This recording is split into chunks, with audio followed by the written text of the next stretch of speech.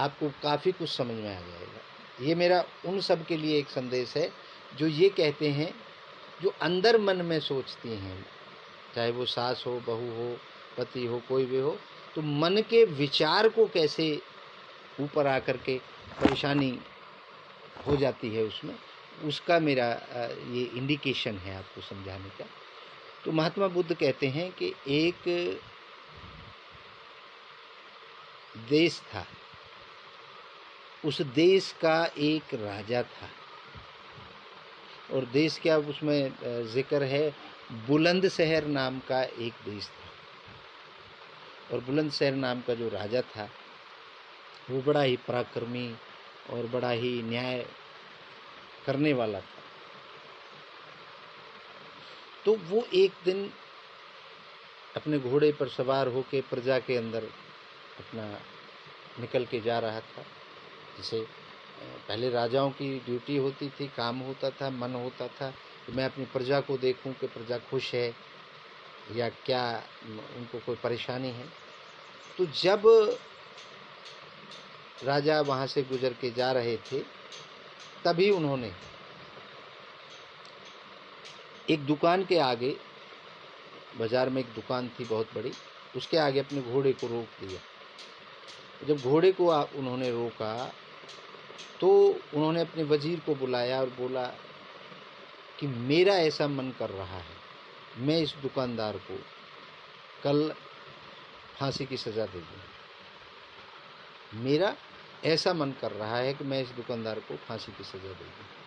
तो वज़ीर ने कहा, महाराज चलिए, करेंगे इस बात पे भी विचार। वो लोग चले गए वहाँ पर। जाने के बाद वज़ीर ने महाराज को छोड़ करके और भेष बदल करके उस दुकानदार के पास आए। तो उनसे बोला कि आप क्या करते हैं, क्या बेचते हैं, किस तरीके का कार्य है आपका। तो उन्होंने कहा कि महाराज जी, मैं ये चंदन की लकड़ी बेचता हूँ और मेरी चंदन की लकड़ी कोई ख़रीदता नहीं है, क्योंकि जब कोई मरता है तभी ये चंदन की लकड़ी खरीदी जाती है। तो मैं ये सोचता हूँ कि अगर ये राजा मर जाए तो राजा तो चंदन की लकड़ियों में जलाया जाएगा, तो मेरी ढेर सारी चंदन की लकड़ियाँ बिक जाएंगी, क्योंकि मेरी चंदन की लकड़ी बिक नहीं रही, मेरा परिवार भूख और दरिद्रता से हमारा परिवार गुजर रहा है। इसके लिए मेरे अंदर ये विचार आते हैं कि कब ये राजा मरे और कब मेरी ये लकड़ियाँ बिकें और कब मेरा परिवार अच्छा रहे। तो वज़ीर बहुत समझदार था। तो वज़ीर ने कहा कि ठीक है, आप मुझे कुछ चंदन की लकड़ियाँ दे दीजिए और ये पैसे रखिए।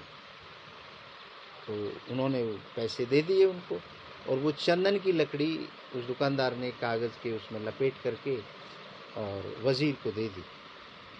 वज़ीर उन लकड़ियों को ले जा करके और अपना भेष ठीक करके राजा के सामने गए और उन्होंने राजा को कहा कि महाराज, ये आपके लिए एक तोहफ़ा दिया है, उसी दुकानदार ने भिजवाया है जिस दुकान के सामने आप खड़े होकर के ये कह रहे थे कि मेरा मन करता है इनको कल फांसी दे दी जाए। उसी दुकानदार ने ये भिजवाया है आपके लिए, चंदन की लकड़ियों का एक पैकेट गिफ्ट भेजा है। तो राजा बड़ा खुश हो गया कि हम तो खामा खाई हूँ। राजा ने जब वो चंदन की लकड़ी सूंघ करके देखी तो बड़ी अच्छी खुशबू आती है चंदन की लकड़ी से। तो राजा को ऐसा लगा कि मैं तो खामा खाई, मैं तो बेकार ही इस तरीके से उस के बारे में सोच रहा था कि उसको, दुकानदार को मार दिया जाए। तो ये तो मैं गलत सोच रहा था, ये तो नहीं होना चाहिए। राजा ने खुश होकर के उनको कुछ सोने के सिक्के दे दिए कि आप उस दुकानदार के पास हमारा ये भेज दें, उन्होंने हमें गिफ्ट दिया है तो हम भी उनको ये सोने के सिक्के देते हैं। तो वज़ीर ने ले जा कर के, अब उन्होंने भेष नहीं बदला और जा कर के उस दुकानदार को दे दिया वो सोने की जो सिक्के थे। तो दुकानदार बड़ा खुश हो गया कि राजा मेरे बारे में इतना सोचते हैं, राजा मेरे बारे में इतना फ़िक्र करते हैं। तो मैं तो राजा के बारे में गलत सोचता था कि राजा मर जाए, मेरी चंदन की लकड़ियाँ बिक जाएं। राजा तो सबके अन्नदाता हैं, तो मेरे बारे में भी सोच रहे हैं। तो उस दिन से उस दुकानदार की भी सोच बदल गई और राजा की भी, जैसे इनकी यहाँ सोच बदली वैसे ही राजा का भी विचार बदल गया। तो एक इस बात का मतलब यह है कर्म करने से पहले, जब हम कर्म करने को जाते हैं उससे पहले हमारे मन के अंदर एक विचार आता है, इसको कर्म कहते हैं। विचार को भी कर्म कहते हैं। अगर किसी का विचार किसी के खिलाफ जेलेसी का आ गया तो वो भी कर चुका है। मैं इस बात पर इसलिए जोर दे के कह रहा हूँ, आप इस कहानी से अंदाज़ा लगाइए। अगर सास अपनी बहू के खिलाफ उसके विचार मन में भी आ गए तो वो इंडिकेशन वहाँ तक पहुँच सकता है, पहुँच जाता है। आप अच्छा सोचेंगे तो अगले के सामने अच्छा, अपने आप ही अच्छा इंडिकेशन पहुँच जाएगा, जिसको कहते हैं ना ऑरा क्या होता है? पॉजिटिव एनर्जी, नेगेटिव एनर्जी, ये क्या है? ये सब विचारधाराओं के खेल हैं। आप देखेंगे जहाँ पर नाच गाना चल रहा हो वहाँ पर सब खुश रहते हैं। क्यों रहते हैं? क्योंकि सब अच्छा सोचते हैं, उसको एंजॉय करते हैं, तो व्यक्ति के अंदर से पॉजिटिव एनर्जी निकलती है। और जहाँ पर लड़ाई होती है वहाँ पर सब ऐसे परेशान गुस्से में रहते हैं। तो वो क्यों रहते हैं? क्योंकि वहाँ पर वो अंदर से जो हमारी आवाज़ या हमारी जो एक सिस्टम बन जाता है, सोच बन जाती है, उस सोच की वजह से वहाँ पे जो माहौल है वो नेगेटिव हो जाता है। तो परिवार के अंदर सामंजस्य बिठाने के लिए आपको कहीं किसी के पास जाने की, किसी से दवाई खरीदने की, किसी से इलाज कराने की मेरे हिसाब से ज़रूरत नहीं है। ये मैंने पहले भी कहा है, ये मेरा व्यक्तिगत विचार है। हो सकता है मैं ठीक हूँ, हो सकता है आपके हिसाब से मैं गलत भी हो सकता हूँ। तो इस बात पर आप ये कतई विश्वास करें ना करें, ये आपका अपना मत हो सकता है, आपकी अपनी विचारधारा हो सकती है। लेकिन आपको ठीक लगे तो आप इसको जीवन में उतार सकते हैं, ठीक नहीं लगे तो आपको कोई ज़रूरत नहीं है मेरी बातों पर विश्वास करने की, बातों को मानने। ये एक सोचने का विषय है। मैं केवल आपको सोचने के लिए कह रहा हूँ। तो आप इन जितनी बातें मैंने बताने की आपको कोशिश की है, इन बातों पर आप सोच करके देखें। आप मेरे हिसाब से आपको काफ़ी फ़ायदा होगा, क्योंकि काफ़ी लोगों को इन बातों से फ़ायदा हुआ है। हमारे यहाँ समाधान आश्रम को बगैर दवा और बगैर दुआ के, आप दोनों चीज़ ध्यान से देखना, बगैर दवा बगैर दुआ के केवल विचार विमर्श के द्वारा ही लोगों को ठीक किया जाता है। हमारे पास कोई दवाई नहीं है ऐसी कि हम आपको दे दें और आपकी समस्या का समाधान कर दें। हमारे पास कोई भी ऐसी दुआ नहीं है, ऐसी ताकत नहीं है, ईश्वर की ऐसी अलग से कोई शक्ति नहीं है कि हम आपको वो दुआ दे दें और आप ठीक हो जाएं। ऐसा हमारे पास कुछ भी नहीं। हमारे साथ एक विद्वानों की एक टोली है, एक समूह है, जो भी शब्द आप कहना चाहें, एक विद्वानों का साथ है हमारे साथ, जो अलग अलग विषय के विद्वान, एक विषय का एक आदमी एक्सपर्ट है।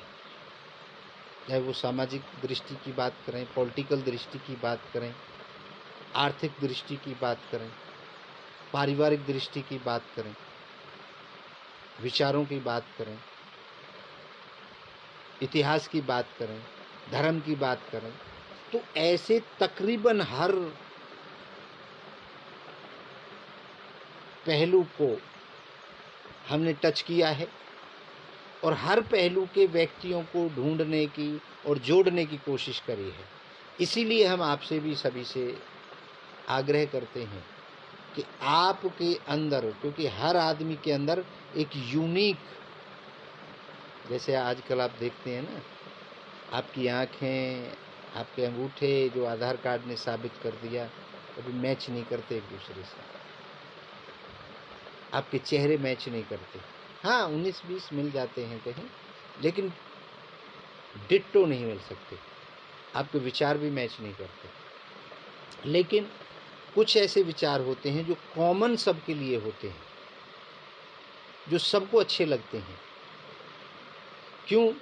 एक मेरे अंदर, मेरे पास अगर कोई दिक्कत आ रही किसी चीज़ की और वो मेरा फेवर करे तो मुझे अच्छा लगता है। वो हर आदमी को अच्छा लगता है।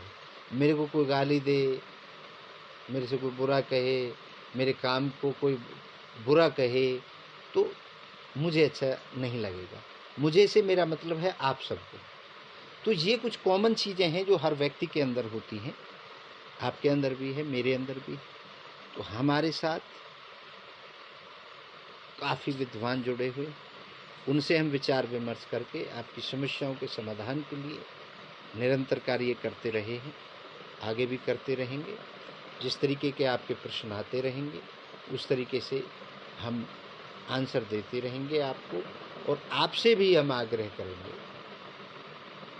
कि आप भी अपनी जो समस्या अपने जीवन में बीत चुकी है, जिसको आपने पार किया है, जिस समस्या आपसे गुजरी है और उसको क्रॉस करके दिया है, उसे लिख करके आप हमारे पास भेज सकते हैं। कृपया फ़ोन ना करें, लिख करके भेजें। मेरा व्हाट्सएप नंबर है 7428602621। तो आप मुझे लिख करके भेज सकते हैं। इस फेसबुक के जो पूरा हमारा अबाउट अस है उसके अंदर भी मेरा नंबर पड़ा हुआ है, वहाँ पर भेज सकते हैं। ये समाधान आश्रम है, पनहेड़ा कला गांव के अंदर। संत सुरक्षा मिशन हमारा एक संगठन है जो पूरे भारत ही नहीं पूरे विश्व में काम कर रहा है, जिसमें लाखों पदाधिकारियों का सहयोग है। संतों के हितों की रक्षा के लिए हमने 11 सूत्रीय कार्य योजना तैयार की है, जो हम हमारे पूरा संगठन जो जिला स्तर पर है, गांव स्तर पर है, जो जिस भी स्थान पर, जिस भी स्तर पर उनको पद मिला हुआ है, वो सब अपना अपना प्रयास करते रहे हैं सरकार को अवगत कराने का। क्योंकि संतों की समस्या या किसी की भी समस्या में आप मिल कर के एक झुंड बना करके हम नहीं कर सकते उनको, क्योंकि आज हमारा संत बहुत दयनीय स्थिति से गुजर रहा है। आज आपने देखा होगा पालघर के अंदर कैसे संतों को कुछ लोगों ने मार दिया। तो ये वो देश है जहाँ पर ऋषि मुनियों की, संतों की इज्जत सम्मान सब होता था। आज हम किस दिशा की ओर जा रहे हैं, कहाँ जा रहे हैं हम लोग? हमारा धर्म ये नहीं सिखाता, सनातन धर्म ये नहीं सिखाता कि आप किसी पशु पक्षी को भी मारना वर्जित है हमारे धर्म में। और आज आप कह रहे हैं कि आप जिंदा संतों को, जो निर्दोष थे, उनको कैसे भीड़ ने पीट पीट करके मार दिया। ऐसी घटनाएं निरंतर देश के अंदर कहीं ना कहीं रोज होती हैं। कुछ तो अखबारों के माध्यम से आपको पता लग जाती हैं, लेकिन हमारा संत भूखा भी मर रहा है। आप संत उसको समझिए जो संत बहुत गहराई में कहीं पे पूजा अर्चना कर रहा है जंगल के अंदर, उसको क्या सुविधाएं मिल रही है? कुछ भी सुविधाएं नहीं मिल रही। तो सरकार से हमारा जो पूरा जो हमने 11 सूत्रीय कार्य बनाया है, कार्य योजना, उसको हमने हर सरकार को, प्रधानमंत्री को, राष्ट्रपति को, गृह मंत्री को, हर सरकार, मुख्यमंत्रियों को, राज्यपालों को हमने चिट्ठी लिखने के माध्यम से उनको अवगत कराया है कि संतों की इस समस्या को आप सब भी, हमारे ऋषि जो हमारे संत हैं उनकी समस्या के लिए भी जुड़े। दूसरा, अभी हमने 1 साल हो गया, दूसरा जो हमने कार्य योजना स्टार्ट करी है, क्योंकि एक संत का, एक समाज के जिम्मेवार नागरिक का कर्तव्य बनता है कि वो समाज के अंदर फैली हुई त्रुटियों को, अगर कोई तबका कमज़ोर है, कमज़ोर की सहायता करना हमारा धर्म भी है और हमारा कर्म भी है। तो मैं आपसे यही आग्रह करूंगा, जैसे अभी हमारे संत सुरक्षा मिशन परिवार ने, संत सुरक्षा मिशन संगठन ने, कुछ संतों ने, सभी ने विचार विमर्श करके किसानों की समस्या को और चिन्हित किया है, क्योंकि हमारे देश का किसान हजारों की संख्या में हर वर्ष आत्महत्या कर देता है। क्या वो ठीक है? एक आदमी का मर जाना, एक परिवार को रोड के ऊपर छोड़ के जाना, भूखा छोड़ के जाना, और आत्महत्या एक सबसे बड़ा गुनाह है। हमारे देश के लिए बहुत बड़े शर्म की बात है, हमारी मानवता के लिए शर्म की बात है। तो वो आवाज़ भी हम लोगों ने उठाने का निर्णय लिया है। तो हम किसानों की भी हमने 11 समस्याएं बताई हैं, जो हमें ठीक लगा। कुछ समस्याएं जिससे अगर वो समस्याएं सरकार सुने और उन पर गौर करे तो हो सकता है, मैं ये श्योर कह सकता हूँ कि हमारे संत और किसान ही है। लेकिन आज का जो परिवेश बदलता जा रहा है, चाहे उसे राजनीतिक परिवेश कहें या उसकी वजह से हमारे किसान और संत परेशान हैं। जो कानून के अंदर लचीलापन है, जैसे अभी संतों को मारा गया, जान से मारा गया, और अभी तक वहाँ पर कोई ऐसी ठोस कार्रवाई नहीं हुई है। ऐसा हमारे जो 11 सदस्यीय हमने संतों की जो अपनी टीम बनाई थी, वो उन्होंने जो वहाँ से बताया है, चंद कुछ लोगों को गिरफ्तार किया गया है।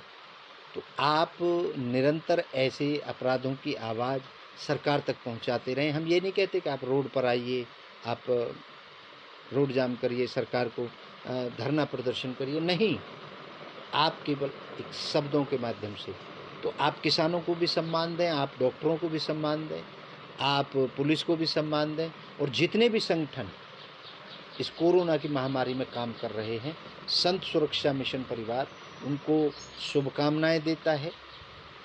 उनके लिए परमपिता परमात्मा से प्रार्थना करते हैं हम सभी कि आप के अंदर वो बल है, आप दूसरे की मदद कर रहे हैं। ये भी एक बहुत बड़ी शक्ति है।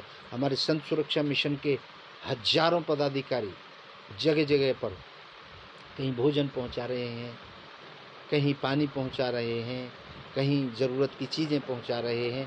तो मैं उन सब का भी धन्यवाद करता हूं। जितने भी संत सुरक्षा मिशन के पदाधिकारी इस कोरोना की महामारी में जो देश के हमारे लोगों का जो सहयोग कर रहे हैं, जो सक्षम व्यक्ति है वो किसी का सहयोग करे, ये अच्छी बात है, ये हमारी सभ्यता और संस्कृति कहती है।